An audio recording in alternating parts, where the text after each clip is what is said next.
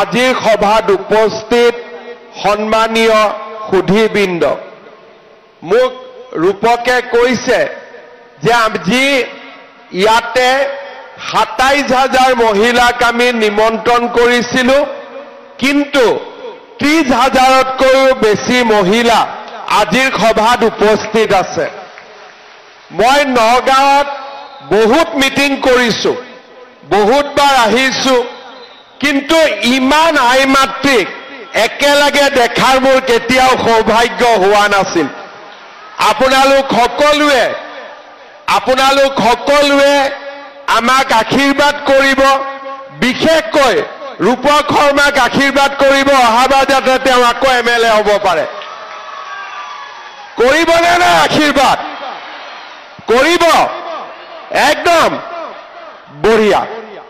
আজিৰ সভাত আমি ইয়াত উপবিষ্ট হৈছোঁ এটা বিশেষ আঁচনিৰ সফল ৰূপায়ণৰ বাবে।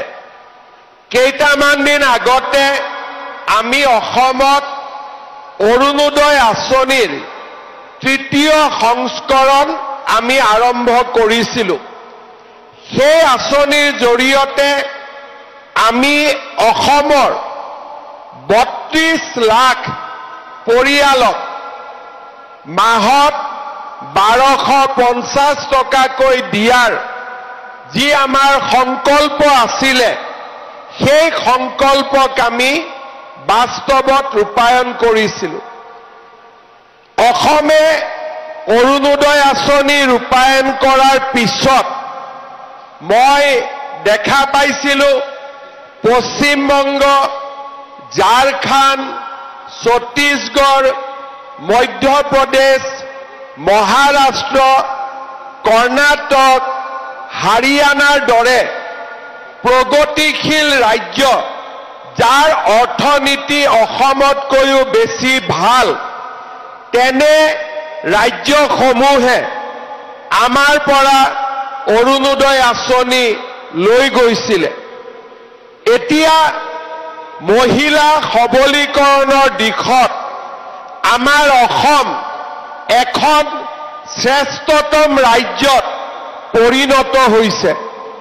অকল যে অৰুণোদয় আঁচনি আমি প্ৰদান কৰিছোঁ সেয়ে নহয়, যোৱা ৪.৫ বছৰত অসমত মহিলাৰ বিৰুদ্ধে যি এসময়ত বিভিন্ন ধৰণৰ অপৰাধমূলক কাম সংগঠিত হৈছিল, সি দ্ৰুত গতিত কমিব ধৰিছে আৰু নিযুত মইনাৰ দৰে আঁচনিৰ বাবে আমাৰ ৰাজ্যখনত লাহে লাহে ছোৱালীৰ শিক্ষা দ্ৰুত গতিত বাঢ়িব লাগিছে।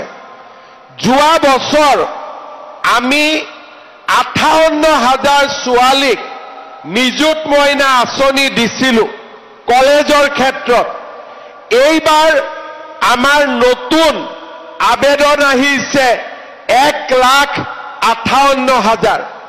অৰ্থাৎ আজি আমাৰ আঁচনিসমূহে ছোৱালীয়ে হওক, মাতৃয়ে হওক, বৃদ্ধাই হওক, বিধৱাই হওক, সকলোৰে জীৱনত কৰবাত নহয় কৰবাত স্পৰ্শ কৰিবলৈ সক্ষম হৈছে। আমি যেতিয়া কোনোবা কলেজত যাওঁ, কলেজৰ বাহিৰত আমি দেখা স্কুটিবিলাকে প্ৰমাণ কৰে যে আমাৰ আঁচনিবিলাক আজি কিমান সফল হৈছে। কোনোবা যদি আমি হাইস্কুললৈকে যাওঁ, কোনোবা যদি আমি হায়াৰ ছেকেণ্ডাৰী স্কুললৈকে যাওঁ, তাৰ চাইকেলৰ ষ্টেণ্ডত জমা হৈ থকা চাইকেলবিলাকে প্ৰমাণ কৰে যে আমাৰ চৰকাৰে লোৱা আঁচনিবিলাকে আমাৰ ৰাজ্যখনলৈ কিমান দ্ৰুত গতিত পৰিৱৰ্তন আনিবলৈ সক্ষম হৈছে। আজি এছাম লোকে আমাৰ আঁচনিসমূহক সমালোচনা কৰে, কিন্তু তেখেতসকলে এটা কথা বুজি নাপায় যে ইয়াৰ বিকল্প কি।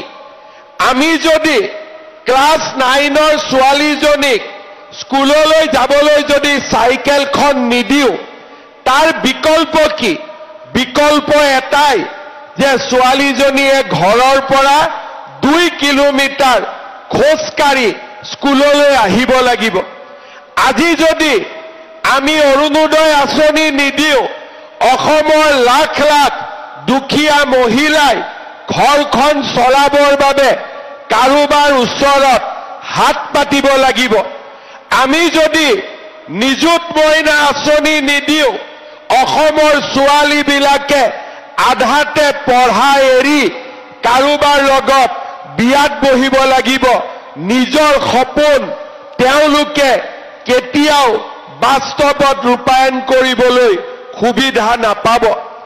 আজি আমাৰ চৰকাৰখনে বাৰে বাৰে চিন্তা কৰিছে যে আমি অসমৰ সমাজখনক কেনেকৈ আগবঢ়াই লৈ যাব পাৰোঁ, নিজৰ ভৰিত কেনেকৈ আমি থিয় কৰাব পাৰোঁ আৰু আমাৰ ৰাজ্যখনক ভাৰতবৰ্ষৰ এখন সৰ্বশ্ৰেষ্ঠ ৰাজ্যলৈ কেনেকৈ আমি ৰূপান্তৰ কৰিব পাৰোঁ।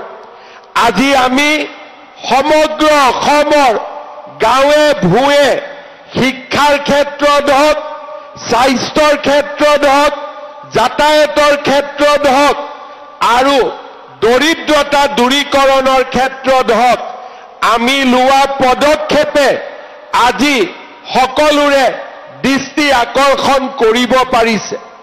কেইটামান মাহ আগতে, আজিৰ পৰা 2 মাহ আগতে বিহাৰৰ মুখ্যমন্ত্ৰী নীতিশ কুমাৰে মোক ফোন কৰিছিলে যে আপুনি আমাৰ অফিচাৰবিলাকৰ লগত এখন ভিডিঅ' কনফাৰেন্স কৰি দিব নেকি?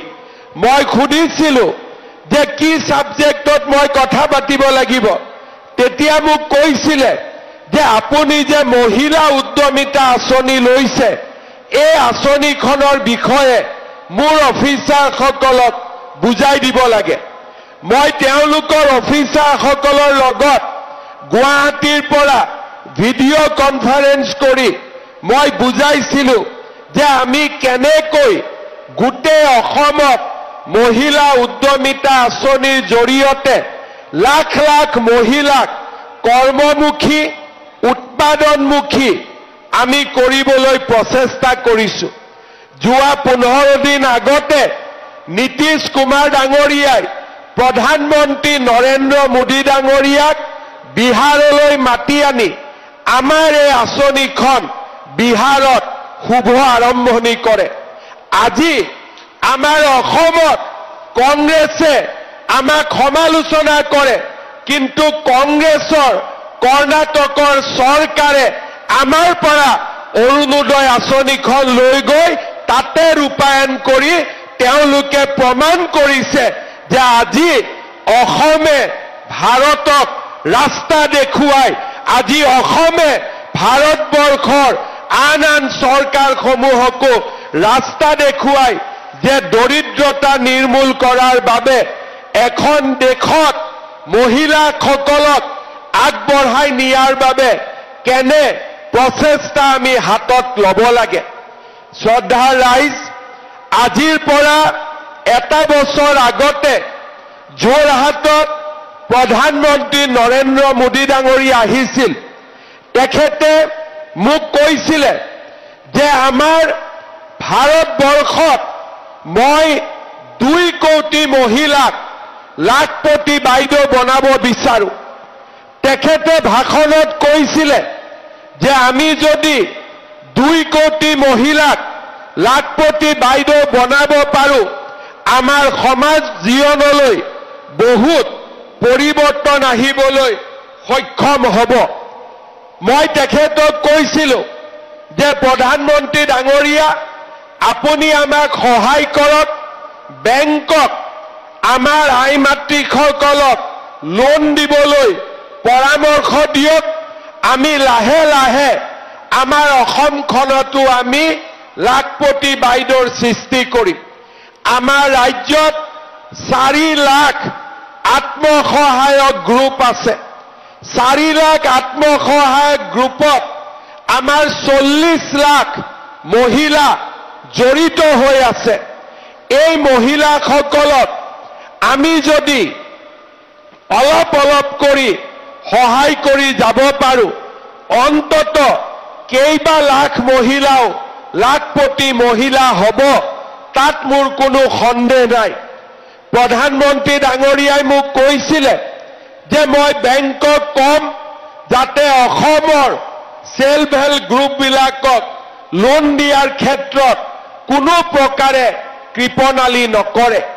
আপোনালোকে জানি ভাল পাব যে আমাৰ অসমত 21,000 কোটি টকা আজি পৰ্যন্ত আমাৰ মহিলা গ্ৰুপসকলে লোন লৈছে আৰু 99% মহিলাই এই লোন উভতাই দিছে। অৰ্থাৎ আমাৰ মহিলাই বেংকৰ টকা খোৱা নাই, বেংকক সুদে মূলে ইয়াৰ টকা উভতাই দিছে। আৰু মই নিশ্চিত যে আমি যদি চৰকাৰে আমাৰ মহিলাসকলক সহায় কৰিব পাৰে, আমাৰ মহিলাসকলে আমাৰ সমাজলৈ পৰিৱৰ্তন আনিব। এসময়ত যদি মূলা গাভৰুৱে সমাজলৈ পৰিৱৰ্তন আনিছিল, এসময়ত যদি কনকলতা বৰুৱাই স্বাধীনতাকামী জনতাক উৎসাহিত কৰিছিল, তেনেহলে অসমৰ অৰ্থনৈতিক স্বাৱলম্বিতাৰ ক্ষেত্ৰতো আমাৰ মহিলাসকলে আজিও জ্বলন্ত উদাহৰণ হৈ থিয় দিব পাৰে। তাক মই মনে আৰু প্ৰাণে বিশ্বাস কৰোঁ। উদাহৰণৰ কাৰণে বহু দূৰ যাব নালাগে।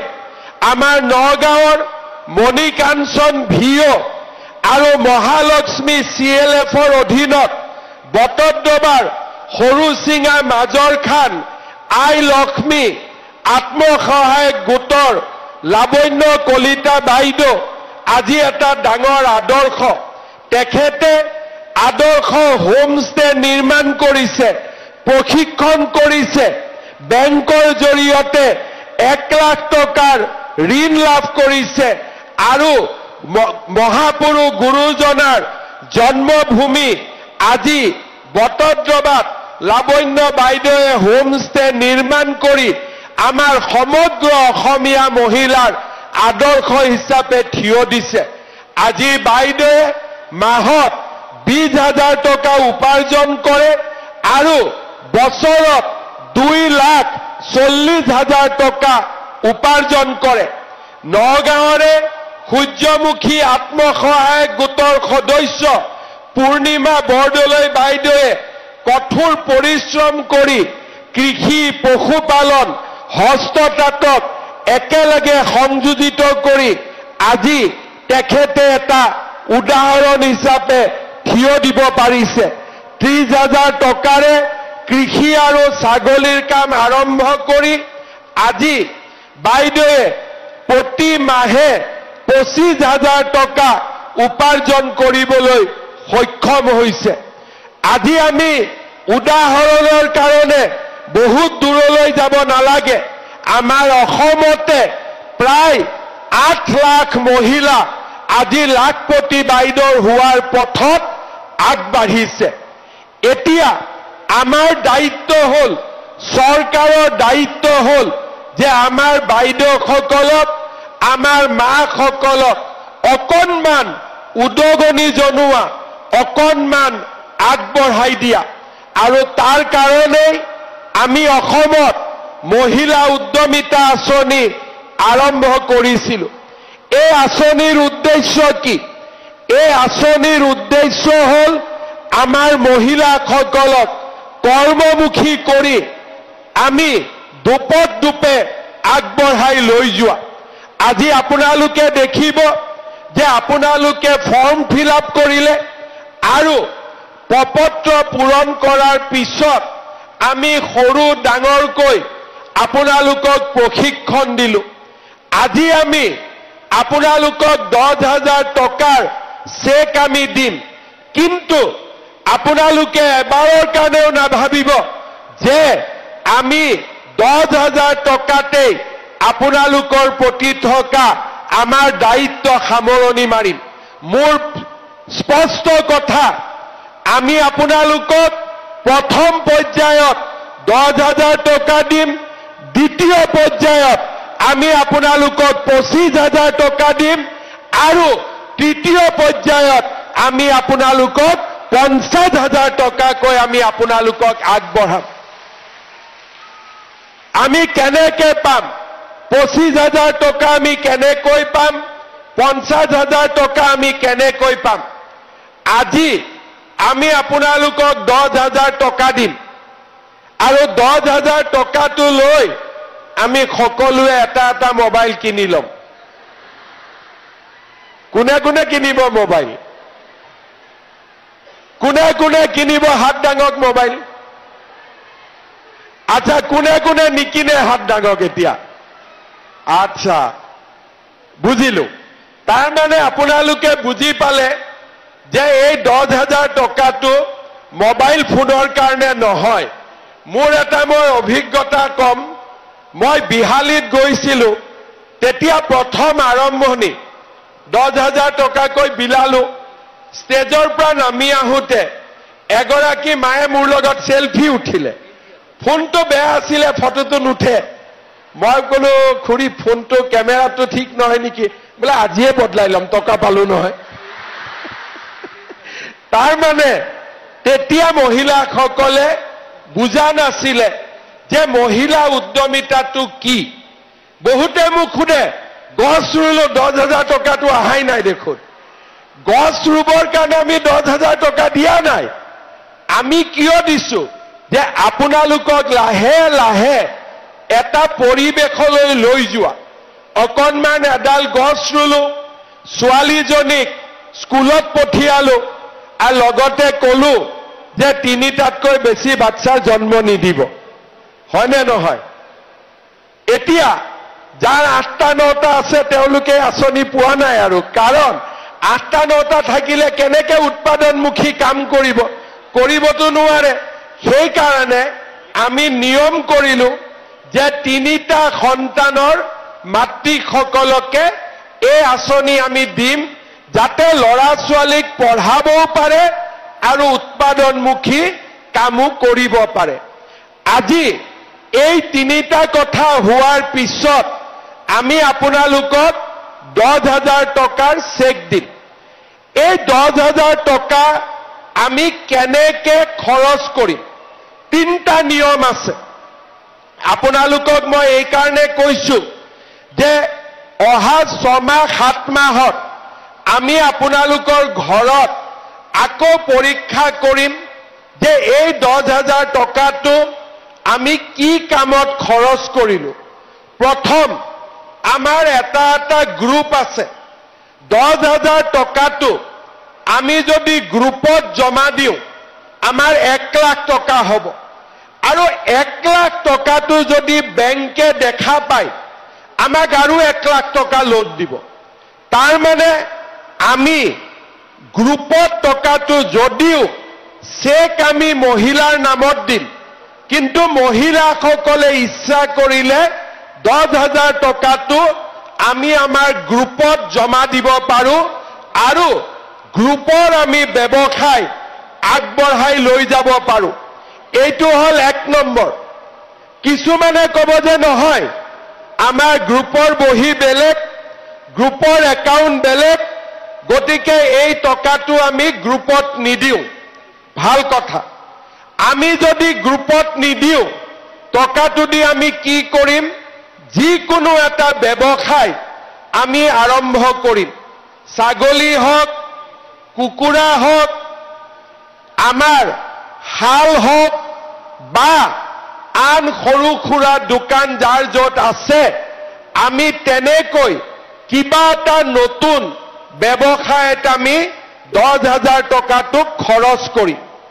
তৃতীয় যে মই কিবা এটা যদি কৰিব যাওঁ 10,000 টকাটো যথেষ্ট নহয় গতিকে 10,000 টকা দি মই যদি কিবা এটা কৰো মই হয়তো সফল নহম মই কি কৰিব পাৰো যে মোৰ স্বামীৰ ইতিমধ্যে এটা ব্যৱসায় আছে স্বামীৰ দোকান আছে স্বামীয়ে আন কিবা ব্যৱসায় কৰে, স্বামীৰ ব্যৱসায়টো যদি আমি এই 10,000 টকাটো লগাই দিওঁ, তেতিয়াও আমি কিছুদিন পিছত চৰকাৰক ক'ব পাৰিম যে এই টকাটো মই মোৰ হাজবেণ্ডৰ বা স্বামীৰ ব্যৱসায়ত খৰচ কৰিছো। মানে মই 3টা ৰাস্তা আপোনালোকক দেখুৱাইছো। প্ৰথম গ্ৰুপৰ জৰিয়তে, দ্বিতীয় নিজে, আৰু তৃতীয় হ'ল মোৰ স্বামীৰ ব্যৱসায়ত এই 10,000 টকাটো আমি খৰচ কৰিলো। কাৰণ আমি বিশ্বাস কৰো যে এখন ঘৰ স্বামী আৰু স্ত্ৰীৰ সহযোগতহে এখন ঘৰ আগবাঢ়ি যাব পাৰে। শ্ৰদ্ধাৰ আই মাতৃসকল, এই 10,000 টকাৰ ভাল খৰচ হোৱাৰ লগে লগে 1 নম্বৰ, 2 নম্বৰ, 3 নম্বৰ যিটো ৰাস্তা দিয়ে যাওক কিয়, এই কামখিনি আপোনালোকে কৰাৰ পিছত চৰকাৰে অহা বছৰ আপোনালোকক 25,000 টকাৰ ব্যৱস্থা কৰি দিব। তাৰ পিছত 25,000 টকাৰো যেতিয়া ভাল খৰচ হ'ব, আমি আপোনালোকক 50,000 টকালৈকে আমি আপোনালোকক আগবঢ়াই লৈ যাম। এইটোৱে হৈছে আমাৰ কথা। খালি এটাই মাত্ৰ আমাৰ চৰ্ত আছে, সৰু চৰ্ত, যে আজি আমাৰ সন্তান 3টা, দ্বিতীয় ইনষ্টলমেণ্ট লোৱাৰ আগতে 4টা হৈ গ'ল। তেতিয়াহ'লে আমি সেই মহিলাক আমি টকা নিদিওঁ, কাৰণ আমি বিচাৰো যে মহিলাজনীয়ে বাচ্চাৰ যত্ন লওক। এইবিলাক কামত ঘূৰি ফুৰিলে বাচ্চাৰ পঢ়া শুনা ক্ষতিগ্ৰস্ত হ'ব, আৰু সেইকাৰণে আমি বিচাৰিম যে আমাৰ লাখপতি বাইদেউ যিসকলে হ'ব খুজিছে, 3টা সন্তানতে আপোনালোক আবদ্ধ হৈ থাকক। মানুহে 2টা বুলি কয়, কিন্তু আমি সংখ্যাটো কমি আহি আছো কাৰণে মই 3টা কৈ দিছো। হয় নে নহয়? আমাৰ নগাঁৱততো আমি বেছিকৈ গম পাওঁ যে আমি লাহে লাহে কমি নোহোৱাই হৈ যাব ওলাইছো। সেইকাৰণে আমাৰ কৰবাত নহয় কৰবাত 2টাৰ জেগাত আমি 3টা যাব লাগিব। গতিকে 3টালৈকে আপত্তি নাই, কিন্তু 4টা হ'লে 2টা কাম আমি একেলগে চলাব নোৱাৰো। কাৰণ ল'ৰা ছোৱালীক যদি এই পৃথিৱীলৈ আমি আনো, পঢ়া শুনা কৰোৱাটো মাতৃ সমাজৰ এটা ডাঙৰ দায়িত্ব। শ্ৰদ্ধাৰ ৰাইজ, শ্ৰদ্ধাৰ আই মাতৃসকল, আমি যিবিলাক কথা দিছিলো ইলেকশ্যনৰ সময়ত, আমি সব কথা ৰাখিছো। এটা কথা নাই যি কথা আমি ৰখা নাই। আজি যেতিয়া ইলেকশ্যন হৈছিলে, অৰুণোদয় আঁচনি যেতিয়া আমি আৰম্ভ কৰিছিলো, তেতিয়া কংগ্ৰেছে কৈছিলে যে নহয়, এইবিলাক আঁচনি ইলেকশ্যনৰ পিছত বন্ধ হৈ যাব। বন্ধটো নহ'লে 830 টকা 1,000 হ'ল, 1,000 1250 টকা হ'ল। এতিয়া আমি ঠিক কৰিছো জানুৱাৰী মাহৰ পৰা অৰুণোদয় পৰিয়ালে যেতিয়া গেছ কিনিব, গেছৰ সাবসিডিও আমি 250 টকা আপোনালোকৰ বেংক একাউণ্টত সোমাই দিম। তাৰ মানে আমি কতো ৰখি নাযাওঁ, আগবাঢ়ি গৈ থাকো। তেনেকে আজি আমি আপোনালোকক 10,000 দিলো, 25,000ৰ প্লেনিং আমি আৰম্ভ কৰিয়ে দিলো, যে কেনেকে আমি 25,000 টকা আগলৈকে গৈ আমি আপোনালোকক দিব পাৰো। আমাৰ লক্ষ্য কি? আমাৰ লক্ষ্য হ'ল মহিলাসকলে যাতে ঘৰখন চলাবলৈ বহুত বেছি কষ্ট কৰিবলগীয়া নহয়। আজি আমি মোদী ডাঙৰীয়াই আমাক বিনামূলীয়াকৈ চাউল দিয়ে, কিমান আমাৰ কষ্ট কমি যায়। যোনে মূল্য বুজি নাপায় তাক বুজাই লাভ নাই। কিন্তু অসমত 67 লাখ পৰিয়ালে, 67 লাখ পৰিয়ালে প্ৰত্যেক মাহত ৰেচনৰ দোকানত গৈ ষ্টাম্প লগাই পেলাই চাউল লৈ আহে।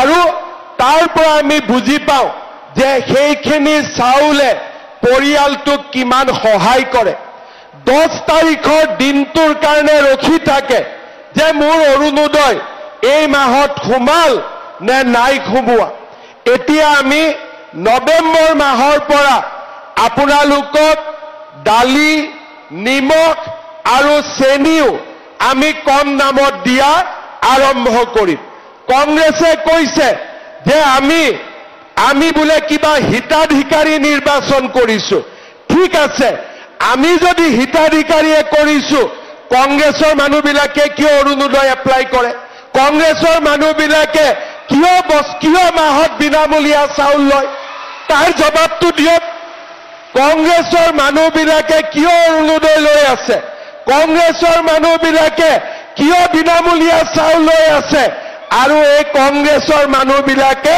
দালি নিমখ চেনি কিনিবৰ কাৰণে লাইনত থিয় হ'ব নিশ্চিত হৈ থাকক তাৰ মানে কংগ্ৰেছে লৈ থাকিব লাগে আমি বিজেপি খিনিয়ে ল'ব নালাগে কংগ্ৰেছৰ কথাটো হ'ল সেইটো কিন্তু আমি কংগ্ৰেছকো দিছো বিজেপিকো দিছো আমি দুখীয়া আৰু ধনীৰ পাৰ্থক্য আমি বিচাৰ কৰা নাই এজনে ক'লে যে মিঠাতেল দিব নালাগে তেতিয়া মই ক'লো সৰুতেতো মোৰ জ্বৰ হলে মায়েতো মিঠাতেল গৰম কৰিয়ে ভৰি তলত মালিচ কৰিছিলে কৰে নে নাই আপোনালোকে কৰে নে নাই তাৰ মানে কংগ্ৰেছে মাকৰ মৰমো বুজি নাপায় সব বাচ্চাক যেতিয়া বাচ্চাৰ বেমাৰ হয় আপোনালোকে গৰম মিঠাতেলে বাচ্চাক মালিচ কৰে নে নকৰে মোক আপোনালোকে কওক কৰে নে নকৰে এতিয়া কংগ্ৰেছে মিঠাতেলক লৈ মোক জুকায় একদিন মিঠাতেল নোহোৱাকৈ দালিখন খাওকচোন ইহঁতি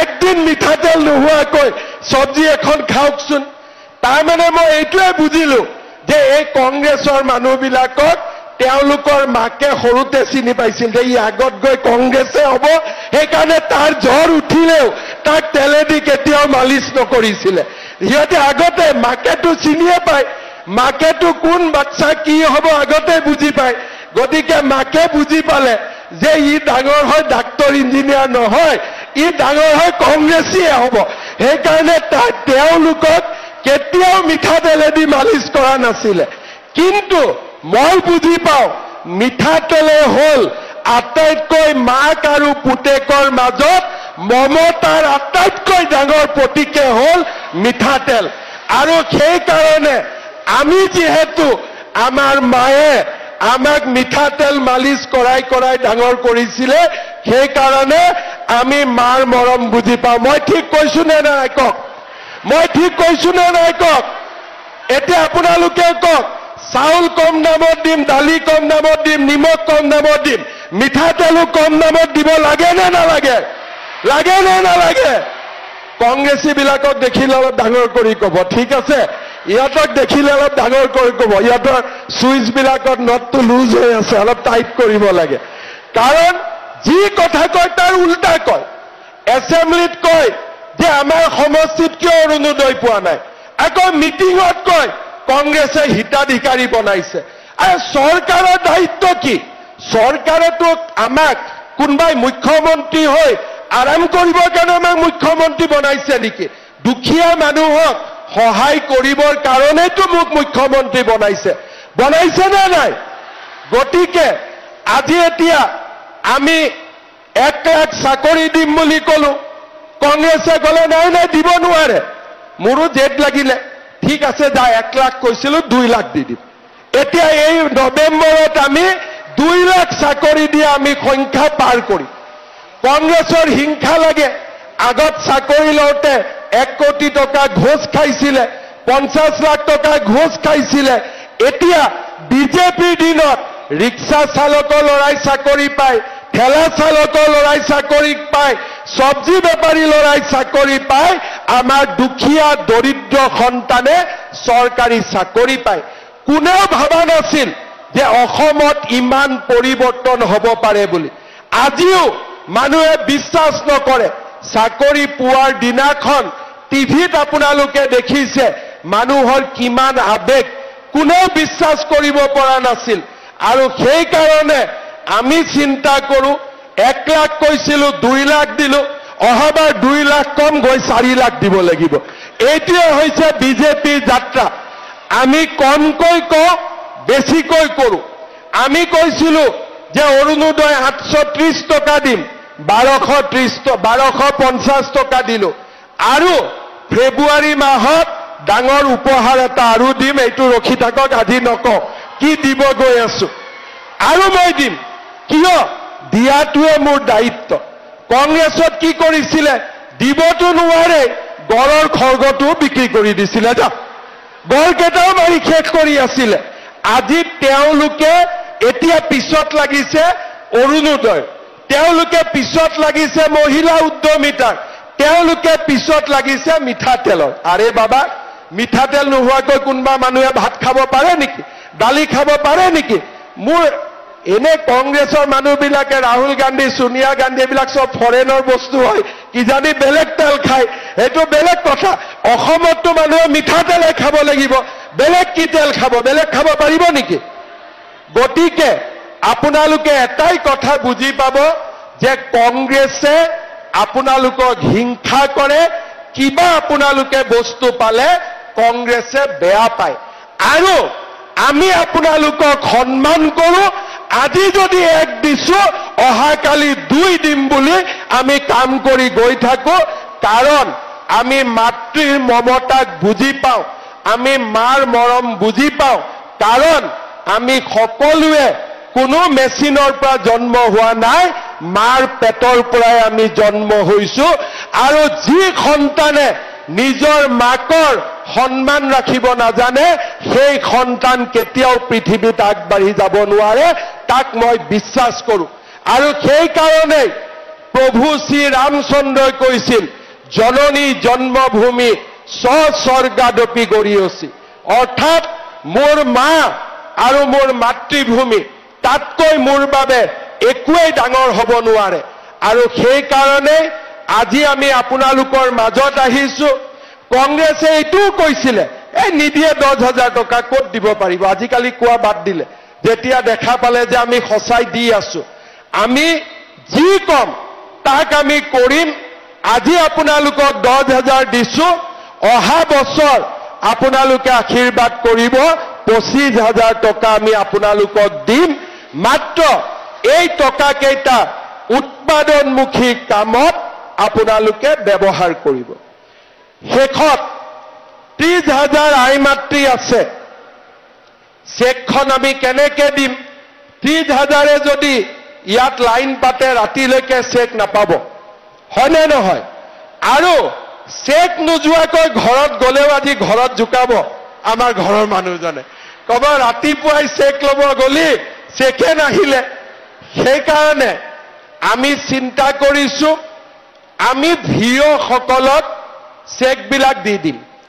ভিঅ বাইদেউসকলে গ্ৰুপৰ সভাপতিক ইয়াতে চেকখিনি দি দিব, আৰু গ্ৰুপৰ সভাপতিজনীয়ে গৰাকীয়ে লগে লগে ইয়াতে আপোনালোকক চেকখিনি বিতৰণ কৰি দিব।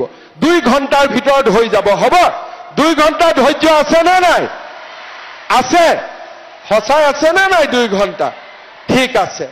এতিয়া আপোনালোকে মোক কওক, ইমান ধুনীয়াকৈ সুন্দৰ কৰি আদৰেৰে মিটিং পাতিছে, ৰূপক শৰ্মাই আপোনালোকক সকলোকে মৰমেৰে সন্মানেৰে ইয়ালৈ মাতি আনিছে। আমি ৰূপক শৰ্মাক আশীৰ্বাদ দিব লাগে নে নালাগে? এটা ডাঙৰ হাত চাপৰি মাৰি দিয়ক সকলোৱে, সকলোৱে। আৰু হাত চাপৰি মৰা হাতেৰে ইলেকশ্যনত ৰূপকৰ হৈ মেচিনত টিপিব লাগিব, হয়নে নহয়? টিপিব লাগিব নে নাই? বঢ়িয়া। ৰূপক শৰ্মাই আজি আৰু 4টা কাম আমাৰ নগাঁও জিলাত সমষ্টিত তেখেতে কৰিব। মই মাত্ৰ আপোনালোকক জনাব খুজিছো যে আমি ৰাইজৰো কাম কৰো, সমাজৰো কাম কৰো, আৰু আমি ব্যক্তিৰো কাম কৰো। ৰূপক শৰ্মাই আজি নগাঁও চাৰ্কিট হাউচৰ সন্মুখত ধুনীয়াকৈ নিৰ্মাণ কৰা এটা ৰাস্তা উদ্ঘাটন কৰিব, এটা বৃহৎ 9 কোটি টকাৰে নিৰ্মাণ কৰা বাণিজ্য ভৱন নিৰ্মাণ কৰিব, আমাৰ জইণ্ট ডিৰেক্টৰ হেল্থৰ অফিচটো নতুনকৈ নিৰ্মাণ কৰিব, আৰু 7 কোটি টকাৰে নগাঁও টাউনত এটা ধুনীয়া সুইমিং পুল বনাইছে, তাৰো উদ্ঘাটন কৰিব। নগাঁওখনত মইতো ভাবো যে নগাঁৱত আগতে আহিছিলো, যেতিয়াই নগাঁৱত আহো আগতে খালি ৰকিবুল হুছেইনৰ ফটোখন দেখো য'তে ত'তে, আৰু নগাঁৱত একো নাছিলে। এতিয়া ৰূপক শৰ্মাৰ দিনত ৰূপকৰ ফটো কম দেখো, সাৰ্কিট হাউচ, আমাৰ ষ্টেডিয়াম, সুইমিং পুল, ৰাস্তা, নগাঁৱৰ উন্নতি আমি বেছি দেখো। মই ঠিক কৈছো নে নাই? আৰু সেইকাৰণে সকলোৱে ৰূপক শৰ্মাক ইলেকশ্যনতো জিকাব লাগিব, আৰু ৰূপক শৰ্মাৰ জৰিয়তে নগাঁৱৰ যাতে আৰু কাম হ'ব পাৰে তাৰ কাৰণে আমি আশীৰ্বাদ কৰিব লাগিব। ডিচেম্বৰ মাহত বা জানুৱাৰীত আমাৰ কেন্দ্ৰৰ গৃহমন্ত্ৰী ডাঙৰীয়া আহিব। বটদ্ৰৱাত আমি মহাপুৰুষ শ্ৰীমন্ত শংকৰদেৱৰ জন্মভূমি সজাই পৰাই তুলিছো, তাৰো আমাৰ উদ্বোধনী হ'ব। নগাঁৱলৈ বহুত টুৰিষ্ট আহিব। সেই আমাৰ যিটো জন্মস্থান উদ্বোধন হোৱাৰ পিছত লাহেকৈ আমি নগাঁও বিশ্ববিদ্যালয়খনো আগুৱাই লৈ যাম, যাতে এখন সুন্দৰ বিশ্ববিদ্যালয় আমি নগাঁৱত পাব পাৰো।